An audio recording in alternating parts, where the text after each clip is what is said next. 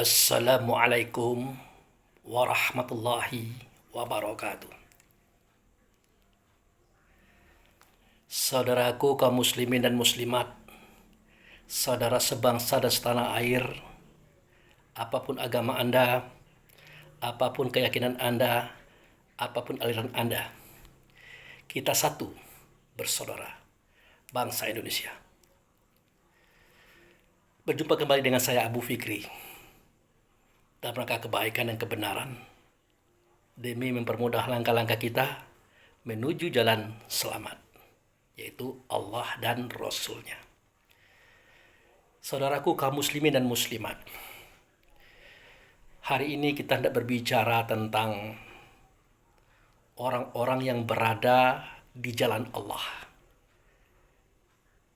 Nah, cerita ini ada kita lihat pada surat Al-Baqarah, itu ada yang bunyinya wala taqulu liman yuqtalu fis sabilillahi amwat bal ahya'u walakin la tash'urun.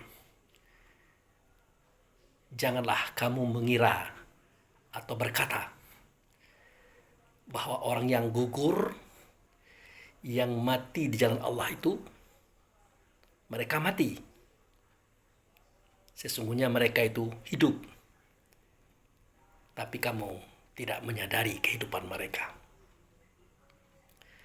Kemudian pada surat Ali Imran ayat 169 juga ada yang bunyinya wala tahsibannallazi naqutilu fis sabilillahi amwat bal ahya'u inna rabbihim yurzaqun. Nah, redaksinya hampir sama, bahasanya hampir sama, tapi sedikit berbeda. Apa terjemahannya? Janganlah kamu mengira orang yang gugur di jalan Allah itu mati.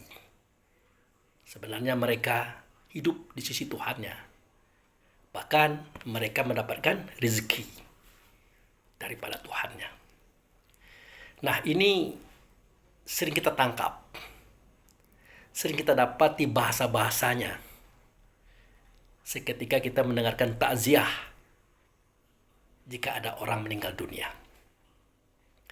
Nah, sekarang kita bertanya, yang dimaksud dengan orang yang berada di jalan Allah itu bagaimana itu? Mana dianya, Pak? Mana dianya? Nah, begini. Kita sudah menyampaikan beberapa waktu yang lalu tentang keberadaan diri kita, sejatinya kita, yaitu dalam bab syahadah.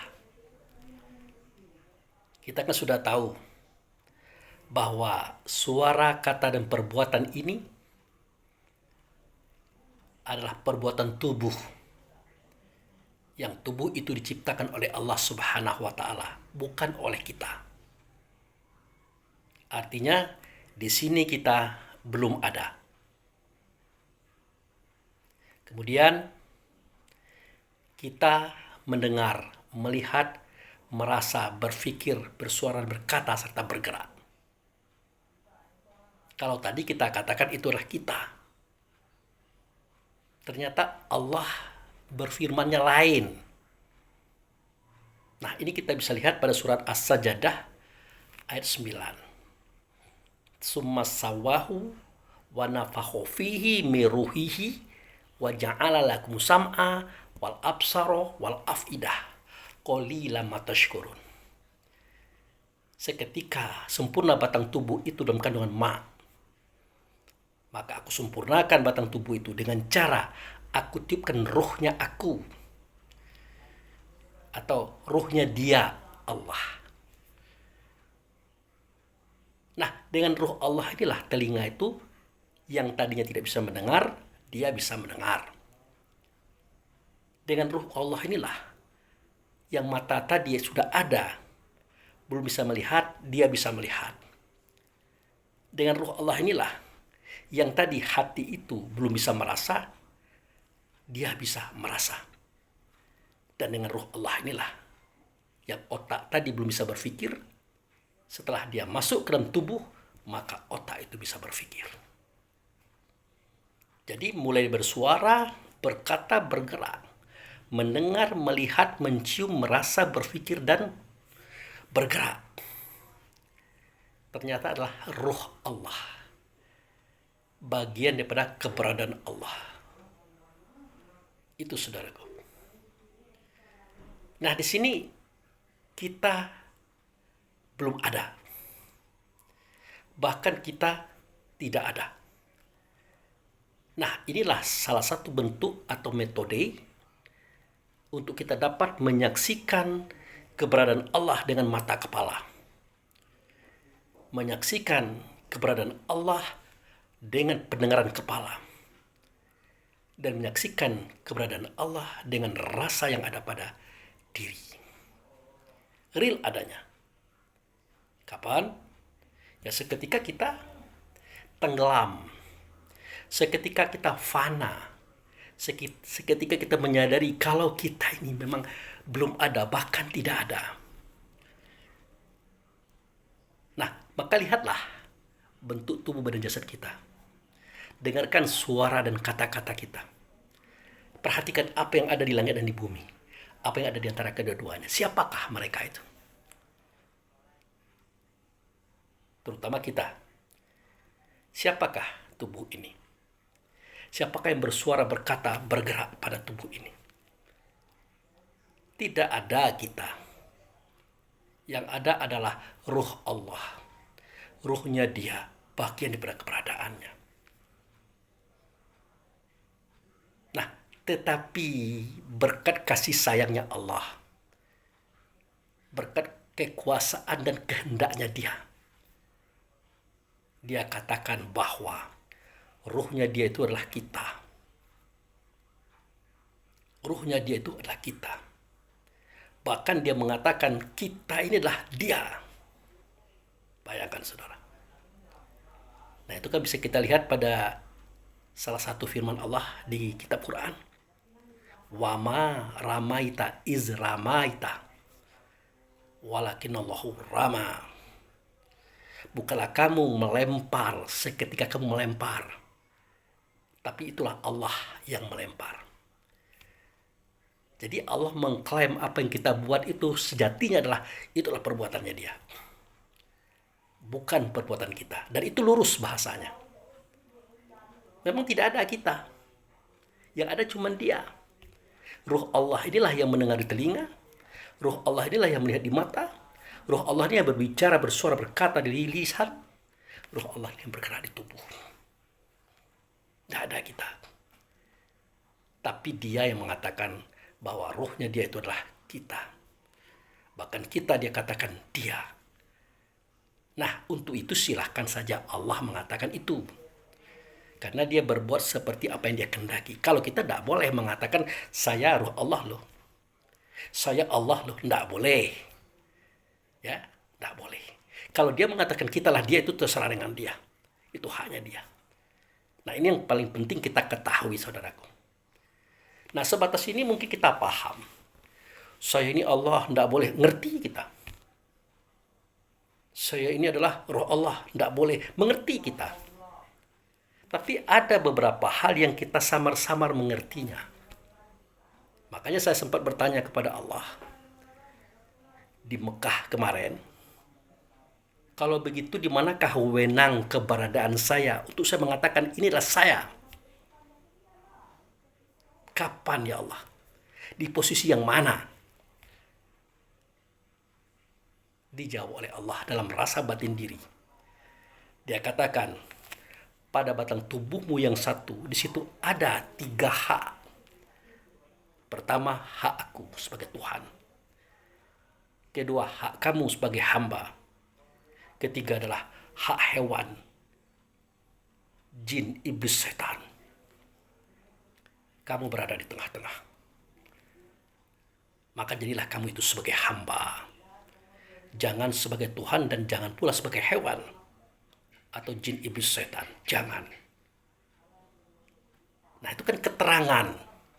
Informasi dari dia. Bagaimanakah wujud daripada realisasi semua itu ya Allah. Bagaimana?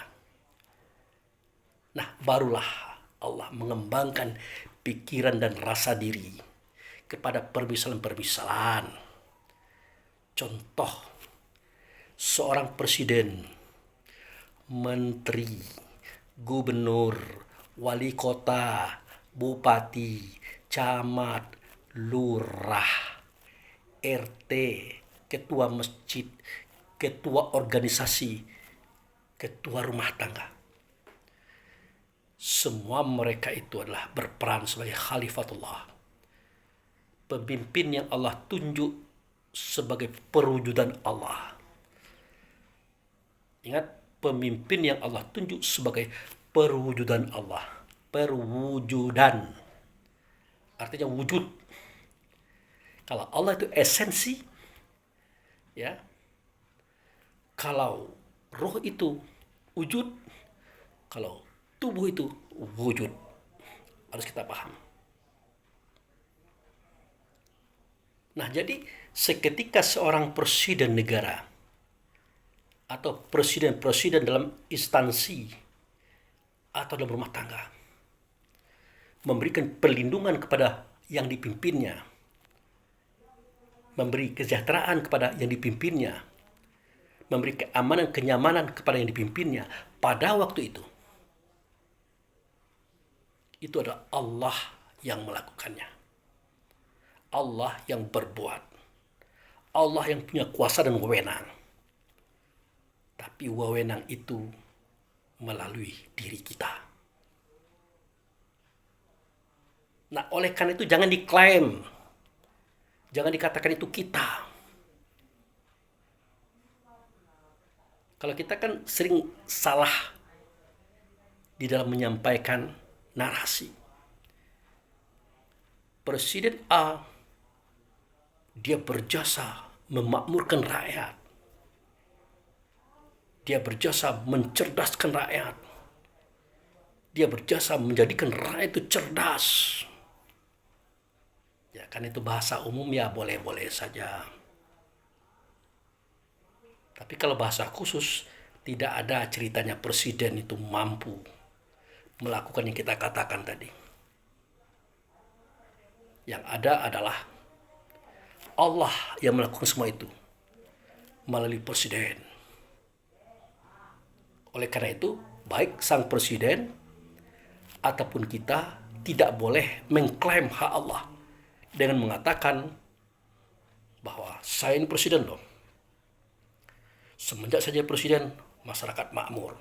Saya makmurkan, saya cerdaskan, saya kuatkan, dan saya lindungi mereka. Secara khusus itu tidak boleh. Tidak ada ceritanya presiden bisa melakukan itu, saudaraku. Yang bisa melakukan itu adalah Allah melalui sang presiden. Itu benar. Begitu juga dengan yang lain-lain itu, menteri, gubernur, wali kota, bupati, camat, lurah, RT, ketua masjid ataupun ketua organisasi lain. Termasuk ketua rumah tangga. Seketika kita belikan istri dan anak rumah, kita kasih makan minum, kita kasih pakaian, kendaraan, kita beri dia peluang untuk berpendidikan, kita kasih dia biaya, akhirnya di profesor, doktor, magister, sarjana, menjadi orang hebat. Nah, seketika ada persoalan antara kita dengan anak, antara kita dengan istri, kita katakan, kamu tahu enggak, yang memberikan kamu rumah, kendaraan, pakaian, memberi makan dan minum, mencerdaskan kamu sehingga kamu jadi orang adalah saya loh. Tidak boleh. Tidak boleh, saudaraku. Itulah wewenangnya Allah sebagai Tuhan. Wewenang Allah sebagai Tuhan. Tetapi boleh kita katakan, semua itu adalah perbuatan Allah, karyanya Allah, kehendaknya Allah bagi kamu melalui saya. Itu baru benar. Maka disinilah kita harus tahu, wewenang kita tidak ada di situ. Kawasan kita bukan di situ. Kawasan kita di mana? Di hamba. di hamba, pada posisi hamba. Apa misalnya? Tidur, bangun tidur, ke kamar mandi, buang air besar, buang air kecil, makan minum, melakukan hubungan seksual dengan istri, bekerja, ya, kemudian bersyahadat, sholat, puasa, zakat, haji. Nah, itulah wewenang kita sebagai hamba. Di situ kita boleh mengatakan, aku tidur loh, aku bangun tidur loh, aku ke kamar mandi loh, aku begini, boleh. Tetapi kalau sudah masuk kepada kawasan 99 nama Allah yang saya ceritakan tadi, misalnya melindungi, memberikan kesejahteraan, memberikan kenyamanan, memberikan fasilitas, itu bukan kawasan kita, tapi kawasan Allah. Hanya saja itu melalui kita, itu benar. Nah, disinilah hilang kesombongan, hilang kekesalan, hilang kekecewaan seketika. Orang yang kita perbaiki, yang kita arahkan, yang kita jadikan menjadi orang, mereka tidak berterima kasih. Tidak apa-apa. Memang bukan kita yang menjadikan dia sebagai orang. Orang hebat, orang besar. Tidak apa-apa.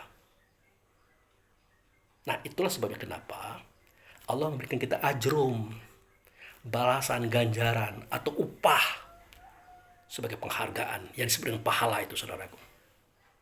Jadi pahala itu artinya kasih sayangnya Allah untuk kita. Makanya saya pernah menyampaikan di beberapa video sebelumnya itu, seketika ada saudara kita yang sedikit agak meremehkan pahala. Bahkan dikatakan bahwa, oh, Pak Abu Fikri berbicara pahala berarti iming-iming dong. Kayak anak-anak saja kita. Oh, bukan begitu, saudaraku. Pahala itulah ajrum, ganjaran daripada Allah sebagai penghargaan Allah untuk kita. Karena kita sudah bekerja sebagai perantara antara kehendak Allah kepada makhluknya. Maka diberilah kita ganjaran atau ajrum atau pahala tadi. Wujudnya adalah kasih sayangnya Allah. Makanya saya katakan, kita ini tidak berharap apapun kepada Allah. Tidak berharap apapun kecuali satu, yaitu kasih sayangnya Allah yang disebut dengan pahala itu. Nah, itu. Nah, kalau sudah sampai ke tingkat ini ya tidak masalah, sorga itu tidak ada urusan kita. Neraka tidak ada urusan kita. Dimasukkan surga, alhamdulillah. Masuk neraka juga, alhamdulillah. Karena kita tidak berharap surga, tidak takut kepada neraka. Yang kita takutkan seketika Allah itu tidak memberikan kasih sayang kepada kita. Apalagi kalau kita menepiskan ajrum, menepiskan pahala, menepiskan kasih sayang Allah itu sendiri. Tapi tidak apa-apa, namanya kita kan khilaf. Kita lupa. Nah, kembali kepada tema tadi. Orang yang berada di jalan Allah, itulah orang-orang yang saya ceritakan tadi. Mulai para presiden, menteri, gubernur, wali kota, bupati, camat, lurah, ketua masjid, ketua organisasi, bahkan ketua rumah tangga atau suami. Seketika mereka melakukan perbuatan mewakili perbuatannya Allah, itulah orang yang disebut dengan orang yang berada di jalan Allah. Itu, saudaraku, harus jelas. Saya ulangi lagi ya. Mereka yang bekerja sebagai perantara Allah kepada kaum atau yang lain. Nah, pekerjaan mereka itulah pekerjaan Allah yang mereka lakukan. Nah, itulah dia. Orang yang sedang berada di atas jalan Allah. Orang yang berjalan di jalan Allah. Jadi apa yang dia kerjakan itu adalah pekerjaan Allah. Perbuatan Allah, kehendak Allah. Makanya dia tidak boleh mengklaim sebagai pekerjaannya dia, usahanya dia. Tidak boleh. Nah, itu, saudaraku. Jadi ciri-ciri orang yang berjalan jalan Allah itu dia tidak pernah mengklaim hak Allah. Tidak pernah mengatakan pekerjaan Allah itu pekerjaan dia, tidak pernah. Dia sadar betul, paham betul persoalan itu. Nah, kalau dia sudah mulai cerita, aku makan, aku minum, aku tidur, aku berjaga, aku pergi rekreasi, macam-macam, itu adalah hak kita sebagai hamba. Wajar. Nah, Pak Abu Fikri, apa ciri-cirinya kita sudah mengklaim hak Allah? Mengakui karya Allah yang kita buat sebagai perbuatan kita. Apa ciri-cirinya? Ciri-cirinya ketika kita jatuh ke bawah, kita jadi hewan, kita jadi jin, iblis, setan. Itu ciri-cirinya. Orang-orang yang mengklaim hak Allah pada dirinya, pasti dia akan jatuh. Makanya kata Allah, sombong itu adalah selendangku. Barang siapa yang memakai selendangku, tunggu baginya azab. Pertama, dia akan dijadikan hewan, dijadikan jin, iblis, setan.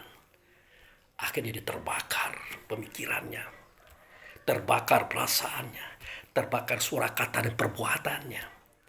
Panas, dia tersiksa. Efek dari itu kadang-kadang dia brutal kepada orang lain. Orang pun membalas. Akhirnya terjadilah kekisruhan, kegaduhan.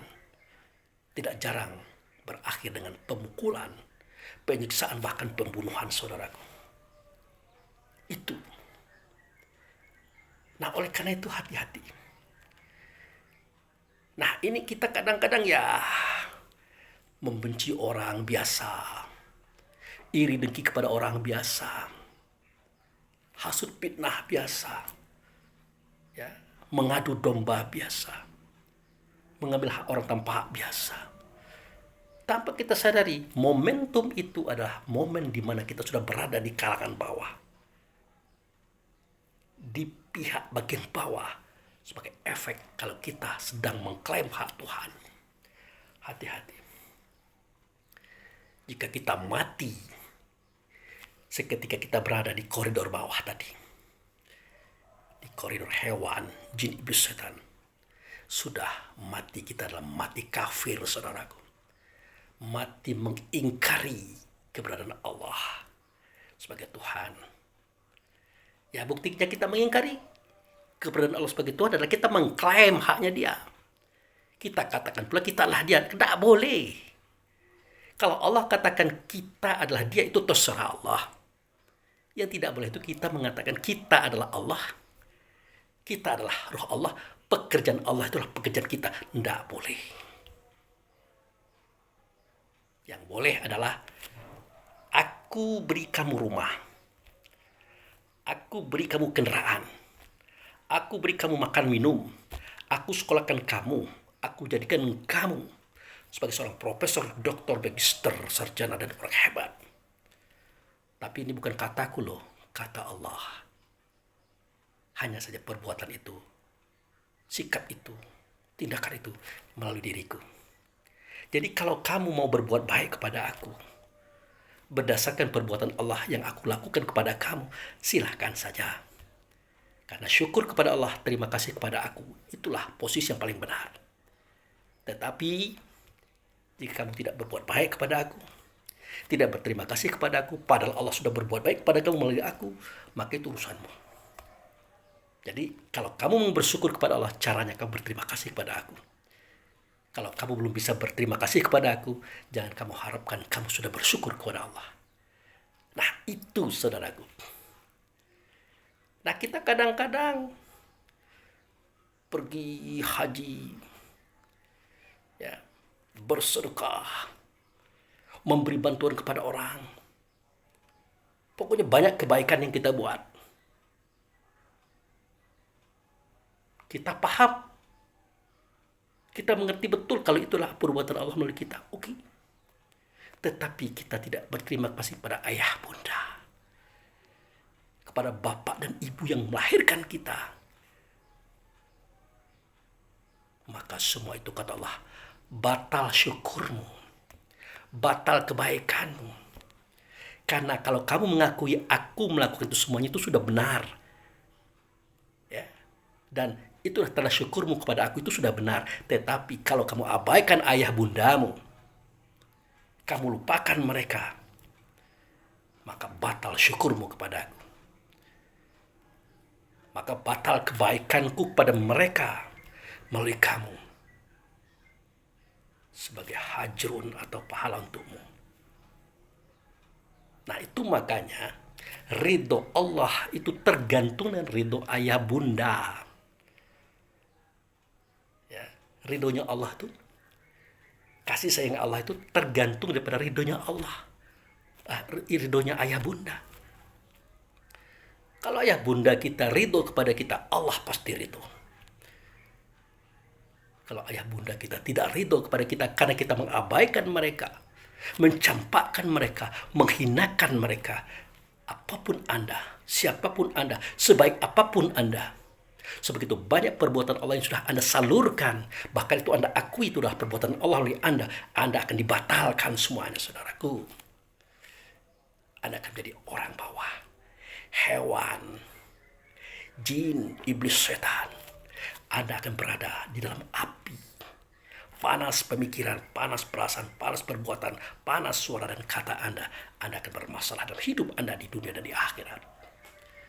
Bahaya bermasalah dengan orang-orang baik, terutama ayah bunda kita, guru-guru kita, sahabat kita yang sudah berbuat baik kepada kita. Bahaya, saudaraku, hati-hati.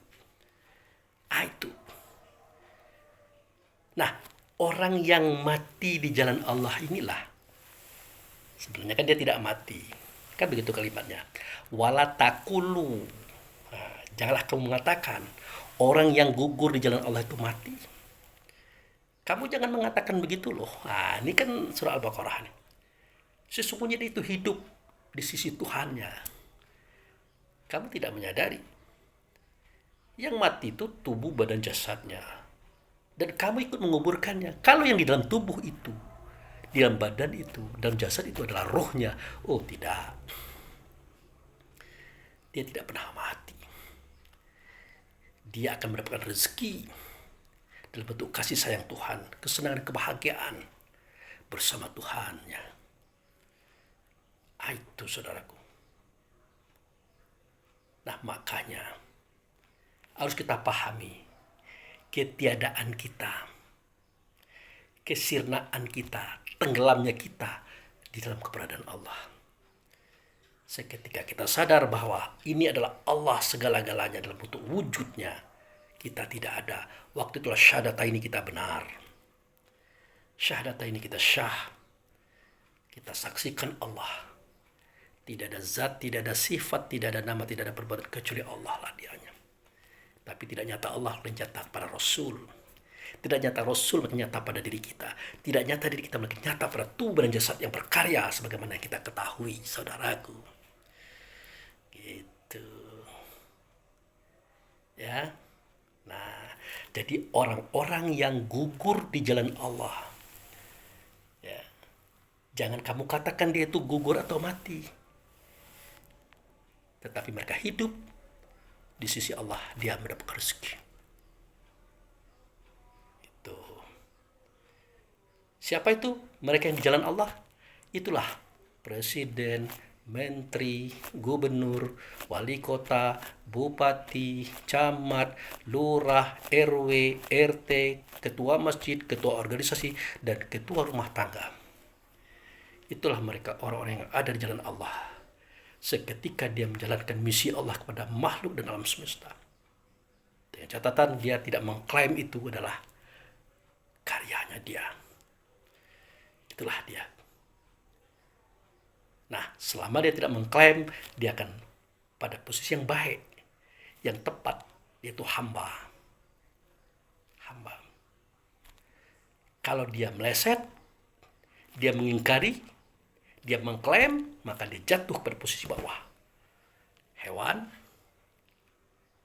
jin, iblis, setan. Dia sudah terlempar ke lembah yang hina, saudaraku. Jadi itulah kisahnya. Sadari kita. Kenapa dosa itu ada?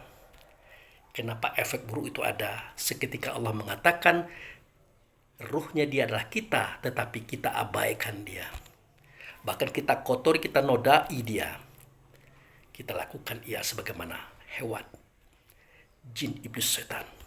Dengan cara sifat pantang lintasan, pantang kerendahan, pantang kurang, pantang kalah, ajib, ria, takabur, iri, dengki, hasut, binatang, malu, badan, sombong, benci, dendam, dan menghancurkan. 17 sifat buruk inilah yang menjadikan kita menodai Allah dengan cara menodai rohnya yang ada dalam dada, yang dia katakan itulah kita, saudaraku. Nah, itu sajalah dulu tausiah kita pagi hari ini, tanggal 3 ya. Ini hari apa? Ini hari Rabu, tanggal 3 April 2024. Insya Allah tidak lama lagi kita lebaran. Sekarang kan lagi puasa nih. Nah, ini saya ngomong nih setelah sholat subuh ya. Ya, nah ya pukul 6 pagi. Nah, itu udah ada jam itu. Di sini juga ada jam. Pukul 6 pagi lewat 5 menit. Jadi begitu saudara-saudaraku, selalulah kita ingat, waspada dan hati-hati. Dan selalu kita berusaha meningkatkan kualitas dan kapasitas kita kepada yang terbaik dalam hidup ini. Karena tidak bisa setelah kita jadi profesor, doktor, magister, sarjana, setelah kita sering naik mimbar, sudah itu kita tidak belajar lagi. Tidak bisa, saudaraku. Tidak cukup. Terlalu banyak ilmu Allah itu. Terlalu banyak pengetahuan Allah itu yang harus kita cari dan kita capai.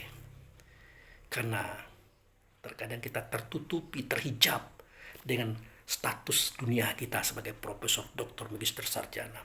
Status kita sebagai kiai, ulama, ustadz. Kita kira kita sudah cukup. Belum. Tapi ada juga mereka di masyarakat tidak berstatus dia. Sekolahlah tidak, membacalah tidak mengerti banyak tentang akademisi, tentang pendidikan, tetapi rohaninya, jiwanya bergerak, berjalan menuju Allah dengan cara melihat, mendengar, merasakan, memikirkan apa yang Allah jadikan di langit dan di bumi. Kemudian dia paham. Nah, seketika dia berbicara kebenaran, jarang orang yang mau mengakui kebenaran itu. Karena malu, masa ya kita mengakui orang yang tidak sekolah. Tapi hati-hati. Nabi Adam sampai Nabi Muhammad tidak ada yang sekolah. Tapi dia paham. Dia punya pengikut, dia punya jamaah, dia punya kaum dan umat. Nah, itu saudaraku. Oke, itu saja dulu. Lebih dan kurang saya mohon maaf. Wabillahi taufiq wal hidayah. Assalamualaikum warahmatullahi wabarakatuh.